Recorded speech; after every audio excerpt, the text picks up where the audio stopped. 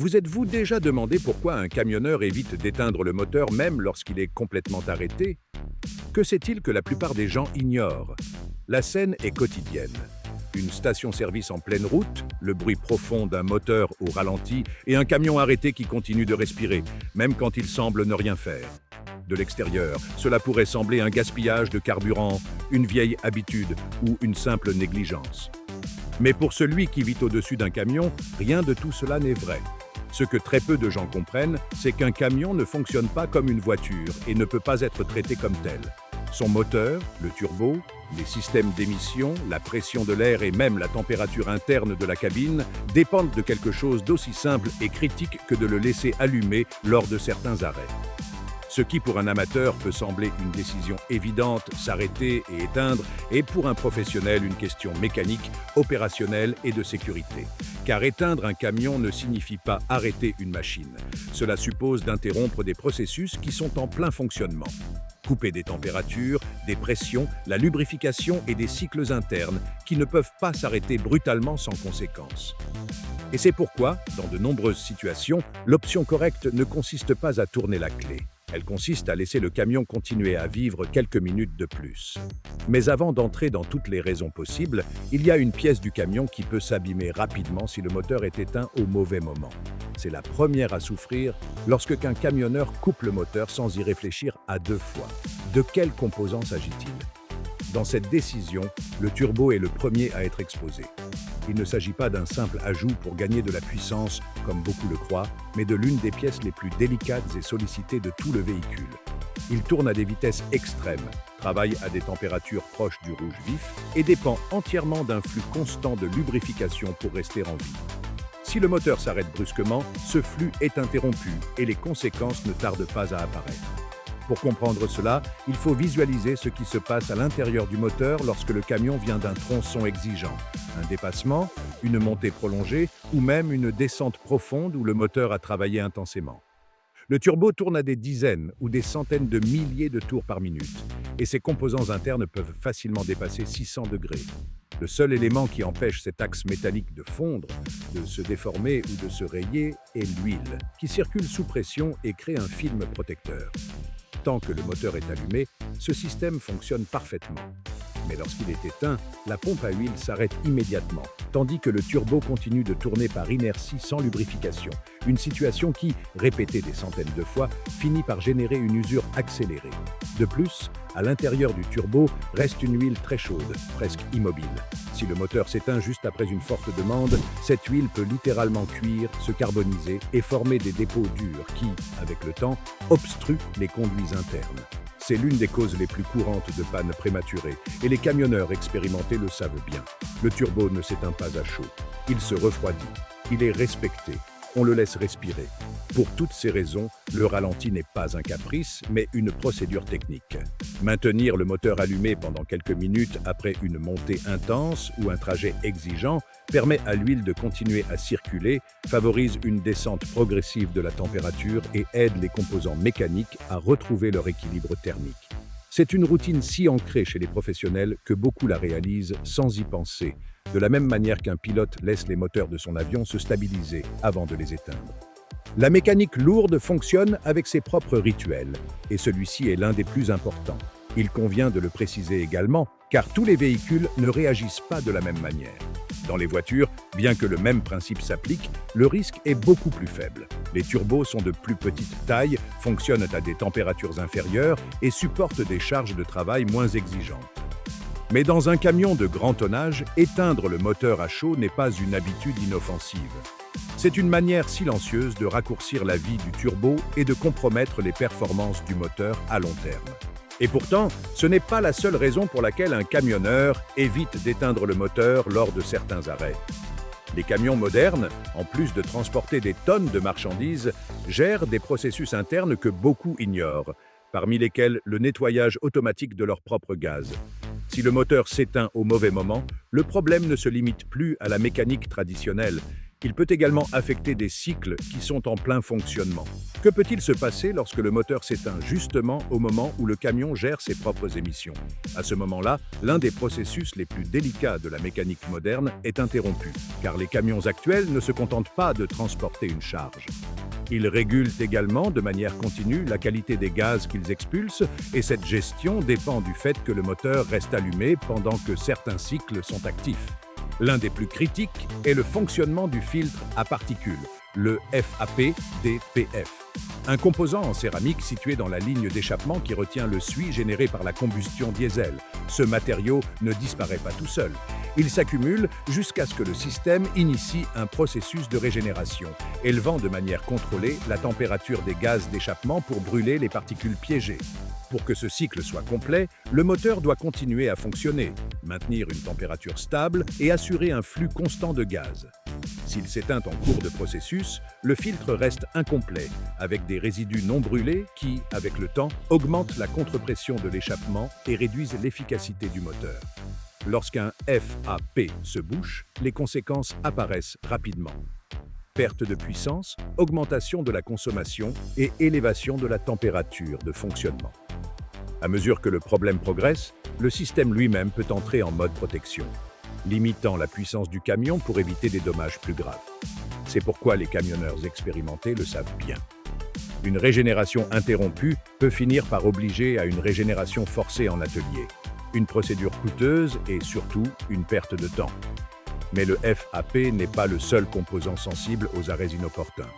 Les camions modernes intègrent également des systèmes de réduction catalytique sélective, connus sous le nom de SCR, chargés de diminuer les oxydes d'azote grâce à l'AdBlue. Pour fonctionner correctement, ce système a besoin de chaleur, de stabilité et de continuité dans le flux de gaz. Lorsque le moteur s'éteint de manière répétée lors de moments critiques du traitement des émissions, les cycles restent incomplets et peuvent apparaître des codes d'erreur, des alertes sur le tableau de bord ou des réductions de puissance qui affectent directement les performances sur la route. C'est pourquoi, de l'extérieur, ces concepts peuvent sembler sophistiqués, mais pour un professionnel, ils font partie du quotidien. La différence entre les camions des générations précédentes et les modèles actuels est énorme. Avant, éteindre le moteur à n'importe quel moment n'avait pratiquement aucune conséquence. Aujourd'hui, le faire au mauvais instant peut devenir un problème technique qui impacte la journée, la cargaison et le portefeuille de celui qui assume le coup. Imaginez la scène. Un camionneur arrive à un arrêt bref, peut-être pour vérifier l'itinéraire ou acheter quelque chose rapidement. Le camion a commencé une régénération sans avertissement évident, quelque chose qui ne montre pas toujours un signal clair sur le tableau de bord. S'il éteint le moteur, il interrompt le processus et oblige le système à réessayer plus tard, peut-être dans un tronçon à trafic dense ou en pleine montée. C'est une gêne, un risque et une perte d'efficacité. Et pourtant, même tout cela n'est pas le plus délicat, car bien que les systèmes de contrôle des émissions et les processus de régénération nécessitent que le moteur reste allumé, il y a quelque chose d'encore plus essentiel qui dépend entièrement de son fonctionnement. Sans cela, un camion ne perd pas seulement en efficacité, il ne peut tout simplement pas se déplacer. Que se passe-t-il lorsque cet élément fondamental tombe en panne et que le camion dépend entièrement de sa récupération pour continuer à avancer? Dans un camion lourd, la pression de l'air n'est pas un système auxiliaire. C'est la base sur laquelle presque tout fonctionne. Contrairement à une voiture, qui dépend principalement de l'hydraulique et de l'électronique, un camion est construit autour de l'air comprimé. Freiner, relâcher les freins, maintenir la suspension stable ou actionner des éléments auxiliaires dépend d'un système pneumatique qui ne reste actif que tant que le moteur fonctionne. Lorsque cet air commence à disparaître, toute la machinerie perd son équilibre. Derrière cet équilibre se trouve un élément unique responsable de le maintenir. Le compresseur d'air, une pièce actionnée mécaniquement par le moteur lui-même. Chaque fois que le moteur tourne, le compresseur pompe de l'air vers les réservoirs, maintenant la pression nécessaire pour que le camion fonctionne en toute sécurité. C'est un processus continu. Tout comme le cœur envoie du sang dans tout le corps, le compresseur alimente constamment les circuits pneumatiques. Et lorsque le moteur s'éteint, ce cœur cesse de battre, la pression commence donc à baisser immédiatement. Cette pression ne se conserve pas indéfiniment. L'air est stocké dans différents réservoirs du système, mais ce ne sont pas des dépôts parfaitement étanches. Il se perd peu à peu, que ce soit par la purge automatique qui élimine l'humidité, par de petites fuites inévitables au niveau des connexions et des tuyaux, ou par la demande même du circuit.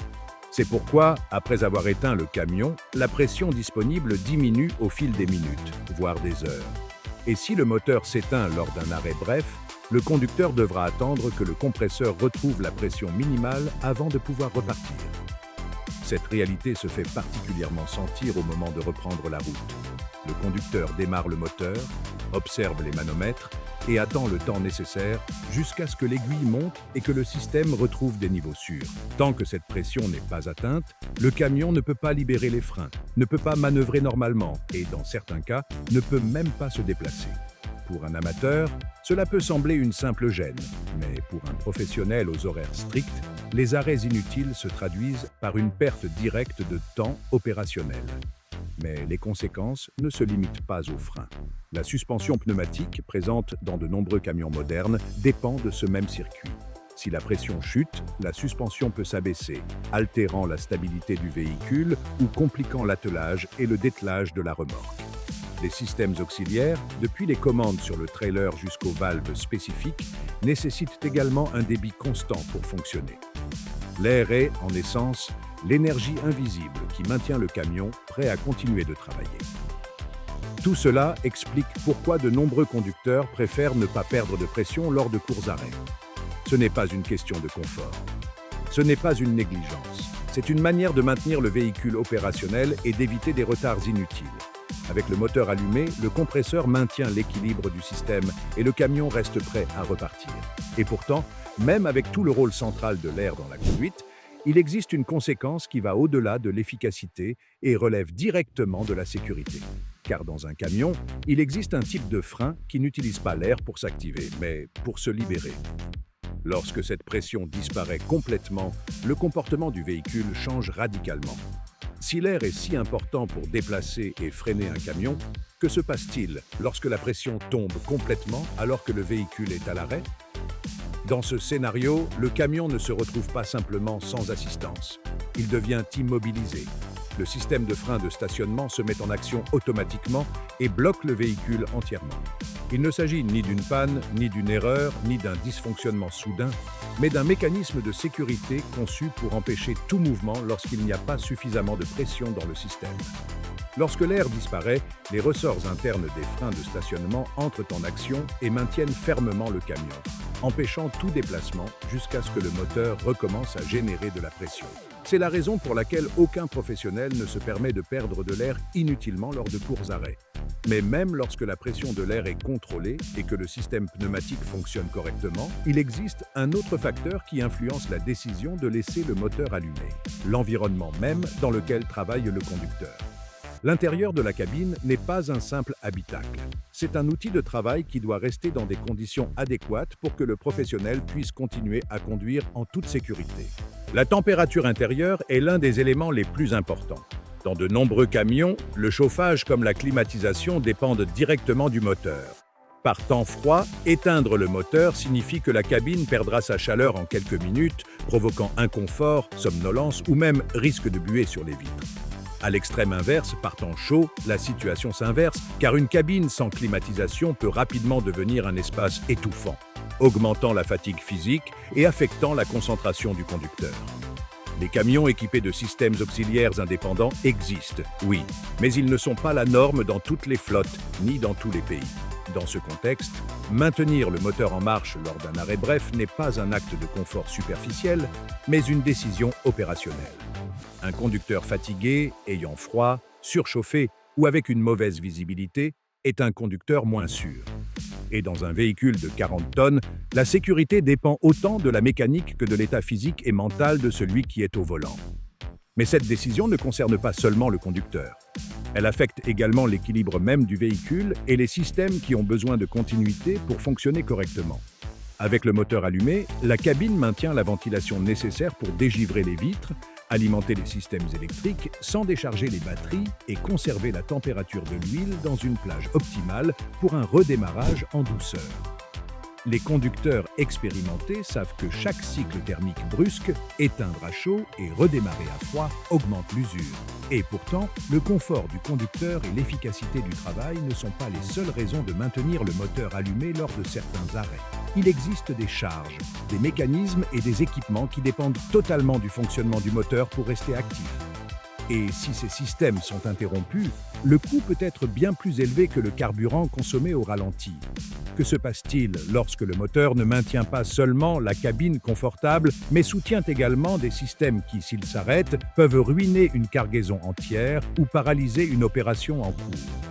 Dans de nombreux travaux, le moteur n'est pas simplement ce qui propulse le camion.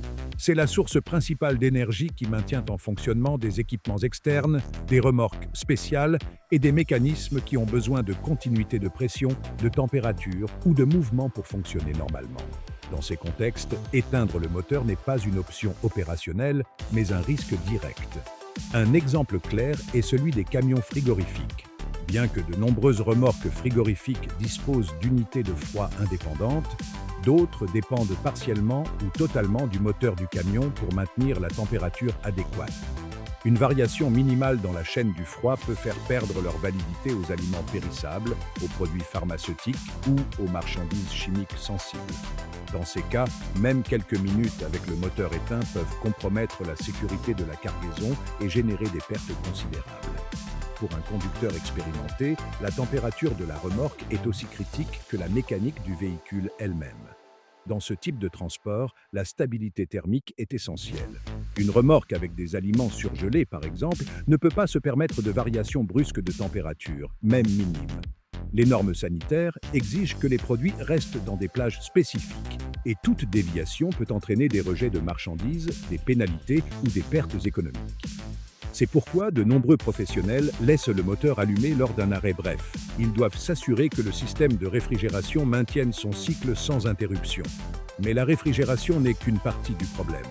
Il existe des camions dont l'opération dépend directement de systèmes hydrauliques alimentés par la prise de force du moteur, connus sous le sigle PTO. Lorsque le moteur est en marche, il entraîne une pompe hydraulique qui permet de faire fonctionner des grues articulées, des bennes basculantes, des plateformes élévatrices ou des équipements de secours. Si le moteur s'éteint pendant une manœuvre hydraulique, la pression chute immédiatement, laissant une grue dans une position dangereuse, une benne à moitié levée ou une plateforme incapable de bouger. Le risque d'accident est évident. Imaginez un déchargement sur un chantier. Le conducteur lève la benne pour vider le matériau, mais s'il éteint le moteur au milieu de l'opération, la pression disparaît et la structure peut descendre de manière incontrôlée. Il en va de même pour les grues qui dépendent entièrement du débit hydraulique généré par le moteur. La sécurité de ces systèmes dépend du maintien d'une pression constante, ce qui n'est possible qu'avec le moteur en marche. De plus, certaines remorques spéciales et équipements auxiliaires nécessitent un flux continu d'air, d'électricité ou d'hydraulique pour fonctionner correctement. Pompes de transfert de liquide, mécanismes pneumatiques et dispositifs de contrôle électronique peuvent avoir besoin du moteur allumé pour conserver l'énergie nécessaire. Dans ces situations, le camion agit comme une centrale énergétique mobile. Éteindre le moteur signifie arrêter toute l'opération. C'est pourquoi les conducteurs vétérans connaissent bien ces scénarios. Ils savent qu'il existe des cargaisons et des manœuvres qui n'admettent tout simplement pas d'interruption. Maintenir le moteur en marche n'est pas un gaspillage de carburant. C'est protéger la cargaison, garantir la stabilité du système et éviter des situations dangereuses. Chaque décision est basée sur l'expérience, la responsabilité et les connaissances techniques. Cependant, bien que la technique explique une grande partie de ces décisions, un élément fondamental manque encore, l'expérience du conducteur. Car sur la route, il ne suffit pas de connaître les systèmes. Il faut savoir les interpréter, anticiper les problèmes et prendre des décisions rapides et sûres. Alors, comment un conducteur décide-t-il quand maintenir le moteur en marche, quand peut-il l'éteindre sans risque et quelle formation est nécessaire pour le faire en toute sécurité? Dans la pratique, cette décision n'est pas prise par un manuel ni par un système automatique. Elle incombe au conducteur professionnel car un camion ne se conduit pas seul.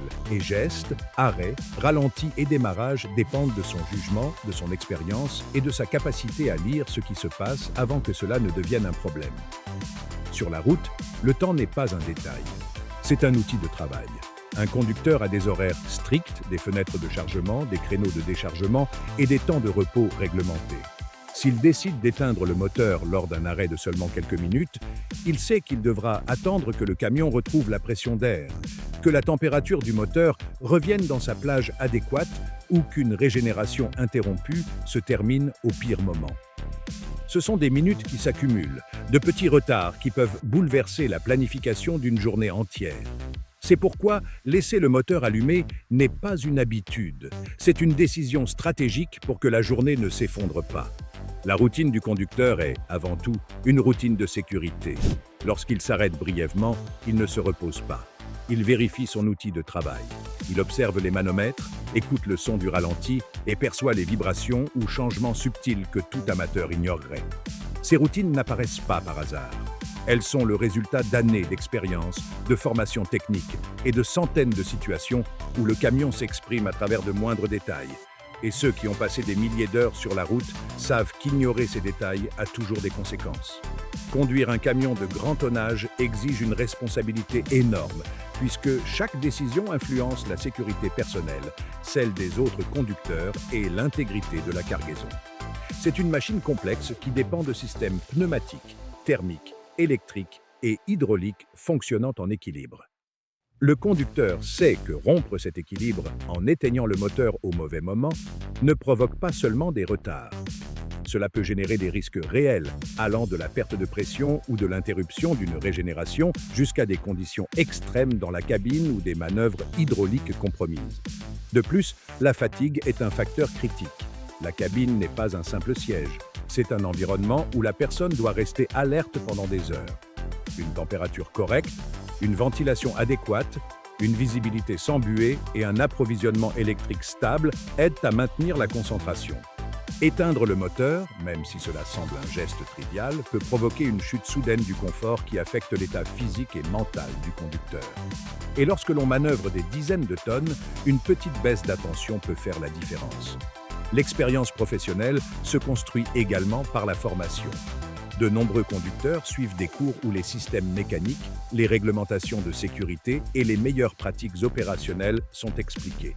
Savoir quand on peut éteindre le moteur sans problème et quand il ne faut pas fait partie du métier. C'est comprendre le véhicule comme un organisme complexe et savoir comment réagir à chaque situation, que ce soit par une journée de chaleur intense, une nuit glaciale ou une opération délicate sur chantier. Imaginons une scène. Nuit noire, température basse. Un conducteur expérimenté s'arrête un moment sur la bande d'arrêt pour vérifier sa cargaison. Le ralenti du moteur vibre doucement, tandis qu'il parcourt la zone de la remorque avec une lampe de poche, écoutant, observant, s'assurant que tout est en ordre. Il sait que s'il éteint le moteur, la cabine se refroidira, les vitres pourraient se couvrir de buée et le système pneumatique perdra de la pression. Il sait que ce n'est pas le moment. Sa décision n'est pas impulsive, c'est un mélange de connaissance et de responsabilité. Et finalement, laisser le moteur allumé ou l'éteindre n'est pas une question d'habitude, mais de jugement professionnel. Chaque conducteur combine technique, expérience et sécurité pour prendre la meilleure décision à chaque arrêt. Et le comprendre est essentiel pour saisir comment la vie sur la route fonctionne réellement. Après avoir parcouru tous les éléments qui interviennent dans le fonctionnement d'un camion, il est clair que laisser le moteur allumé lors de nombreux arrêts n'est ni une habitude, ni un geste improvisé. C'est la conséquence logique d'une machine qui dépend de processus délicats et d'une personne qui doit les gérer avec précision. Le turbo a besoin de se refroidir progressivement, le système d'émission complète des cycles qui ne peuvent pas être interrompus, la pression de l'air maintient en vie les freins et la suspension, et la température intérieure de la cabine garantit que le conducteur puisse continuer à travailler en toute sécurité. De plus, il y a des cargaisons, des systèmes hydrauliques et des équipements qui dépendent directement du moteur pour ne pas s'arrêter. Tout cela fait partie d'un même ensemble, d'un même équilibre. Ce que nous avons vu tout au long de cette vidéo montre qu'un camion ne fonctionne pas comme une voiture et n'a jamais été simplement un moteur et 4 roues. C'est un écosystème technique où chaque composant influence le suivant. L'éteindre au mauvais moment signifie rompre cet équilibre. Mais c'est aussi un environnement humain où chaque décision du conducteur a un but: maintenir la stabilité du véhicule, protéger la cargaison, préserver l'équipement, éviter les retards et surtout garantir la sécurité sur la route. Il est maintenant évident que cette question initiale, pourquoi les camionneurs n'éteignent-ils pas le moteur lors de nombreux arrêts, a une réponse bien plus profonde que ce que nous imaginions. Il ne s'agit pas de confort, d'habitude ou de négligence. Il s'agit d'un besoin opérationnel, de protéger la mécanique et de l'expérience professionnelle. Un camion reste allumé parce qu'il prend soin de son propre état, complète des processus internes et permet à celui qui le conduit de continuer son travail sans mettre en danger ni le véhicule ni la cargaison. Et, en le comprenant, on comprend également mieux le rôle du conducteur professionnel. Une personne qui ne se contente pas de conduire, mais qui interprète les signaux, anticipe les problèmes et connaît chaque réaction de sa machine. Une personne qui a appris que maintenir le moteur en vie quelques minutes de plus peut éviter un problème plus tard. Et qui sait, mieux que quiconque quand il est sûr de l'éteindre et quand ce n'est pas le cas. La route fonctionne grâce à des milliers de décisions comme celle-ci, prises chaque jour par ceux qui transportent des marchandises, traversent des pays et soutiennent le flux du monde moderne. Comprendre comment et pourquoi ils le font nous rapproche non seulement de la technique, mais aussi de la réalité de leur métier. Si vous voulez continuer à découvrir comment fonctionnent réellement ces machines qui font bouger le monde et en savoir plus sur tout ce qui se passe derrière chaque trajet, vous pouvez vous abonner et nous accompagner dans les prochaines vidéos. Il y a beaucoup plus à explorer.